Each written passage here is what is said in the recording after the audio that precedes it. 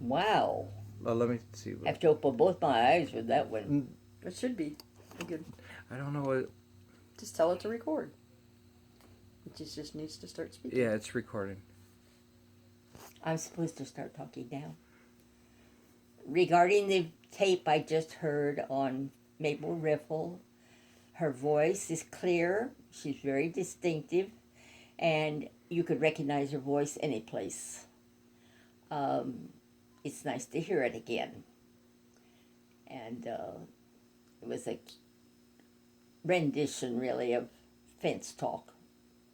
So, what else do you want to know about it? That it sounded like her. Hmm? That it sounded like her. Oh, it did sound like her. Mm-hmm. You could recognize her voice any place, yes. Mm-hmm. So you would authenticate that was Mabel. They're like the old-time school teachers. You could hear them coming down the hall, and you knew who was in the hall. Or you could hear Mabel coming down the road, you knew who was Mabel. Mm-hmm. Ethel Post Parrish was a softer tone of voice.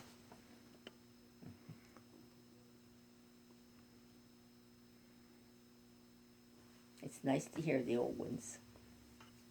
Took any renditions of the camp that you want to bring up that you remember that's happened in your lifetime? Hmm? Do you have any renditions of the camp that you want to bring up that's happened in your lifetime? What you remember when you were younger?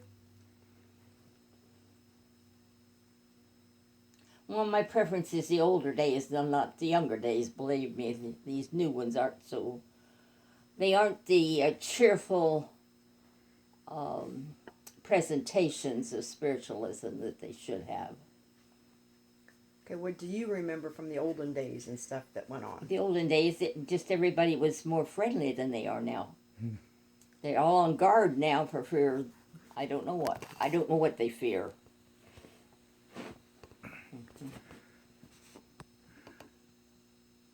Maybe they're too critical of each other. I don't know.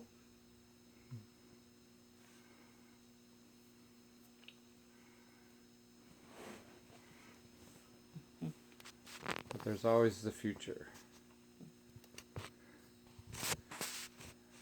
Well, thank you for sharing with us. Thank you for sharing with us what happened at Camp Chesterfield. Do you want to say anything about the buildings or anything that's happened in your lifetime and what change you've seen?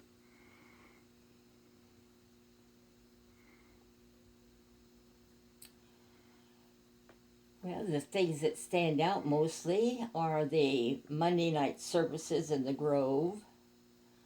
That was Clifford Bias's days. The camp had more energy and more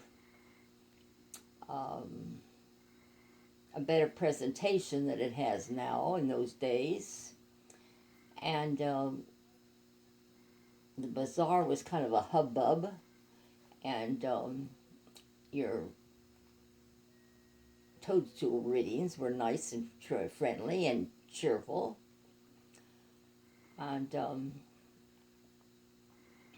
even the men that were there were more authoritative in their delivery than what we have now.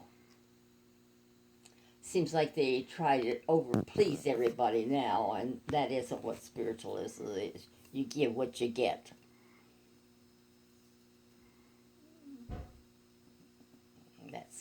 I think that's my best criticism of what's going on. You give what you get. And if the person understands it, they know it's for them. And if they don't, then you should move on. And I'm sorry to say that they don't make any effort to improve the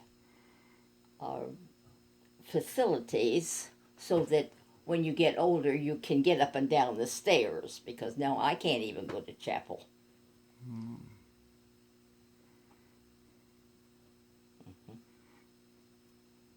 That's big.